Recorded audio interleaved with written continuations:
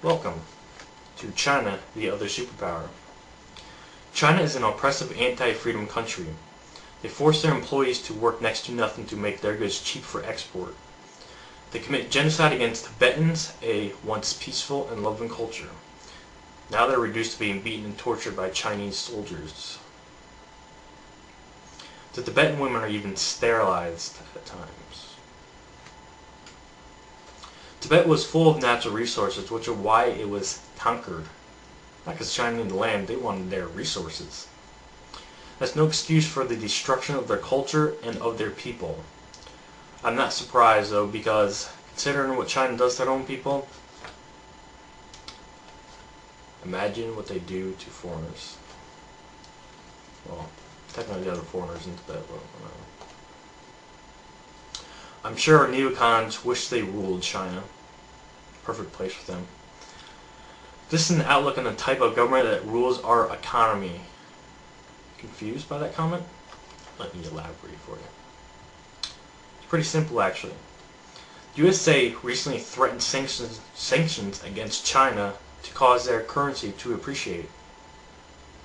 In response, the Chinese central bank had this to say. The Chinese central bank will be forced to sell dollars, which might lead to a mass depreciation of the dollar. End quote. China owns about $900 billion in US bonds. China doesn't even have to get rid of those bonds. They could just stop buying more bonds, and guess what would happen then? The USA would have to abandon both wars because we won't be able to pay for it anymore. That's right, people. China controls not only whether we drop into a recession, they get to decide what wars we fight in. We have no treasury to back us up. We are bankrupt in all essence of the word. And other countries pay for our wars, mostly China does. Think about that. A communist country backs our wars. Not only that, but they dump those bonds, other countries would follow suit. They're not stupid. You know what that means? The dollar would be on its deathbed. You wouldn't even be able to afford Walmart, much less any mall.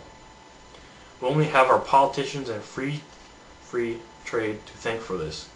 They exported all our industry and still export American jobs overseas daily. Especially to China and India, as you can tell when you have any customer service.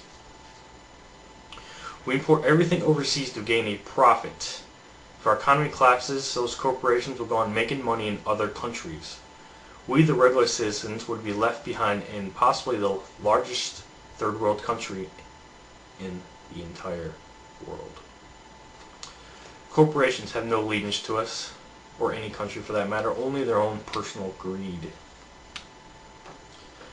Although maybe then Americans will wake up and realize the politicians they fight over, the whole Democrat versus Republican paradigm, and how those politicians are screwing us over, along with our corporate buddies laughing at us all the way to the bank.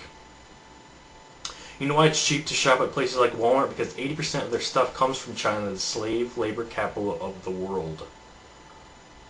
I'm sure many of them get paid, but pretty much garbage, so they pretty much are slaves. All you neoconservatives, that's right. A communist country has our country by the balls and can squeeze whenever it wants and as hard as it wants. Did you notice Bush bought huge land in Paraguay to retreat to if our country collapses? Paraguay bought lots of land there. I think it was Paraguay, I'm pretty sure. Could have been Peru. It's hard to beat. Same goes for many politicians and corporate rulers. You think they care if the dollar collapses?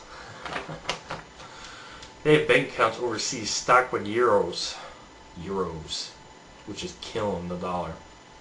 Ask Dick Cheney. Bet you he has tons of euros overseas. They will all remain multi-millionaires and billionaires, while the average American will be lucky to afford milk. Our economy collapsing would lead to martial law being declared. And then they would have a perfect reason to build the NAU, North American Union.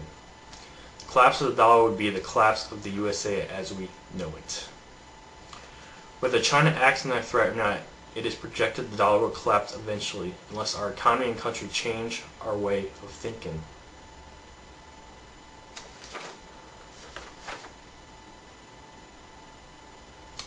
Yeah, we may have the biggest military arsenal in the world, but China owns our economy. Without them, we're nothing. Think about it. And here's one last note I wanted to mention. Bush is looking to cut corporate tax rates so they can be more competitive in the global market. What's the corporation pay now? Like 9%? Well, we pay about 32%, about 25, 32%. I think I need to ask, where's my tax set to better compete in the life market?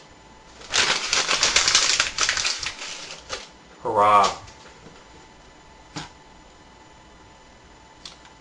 Fuck China. Can't believe we ever became buddies with them. Ridiculous. Corporate fascism at its finest. Well, everyone, have a good one. Peace.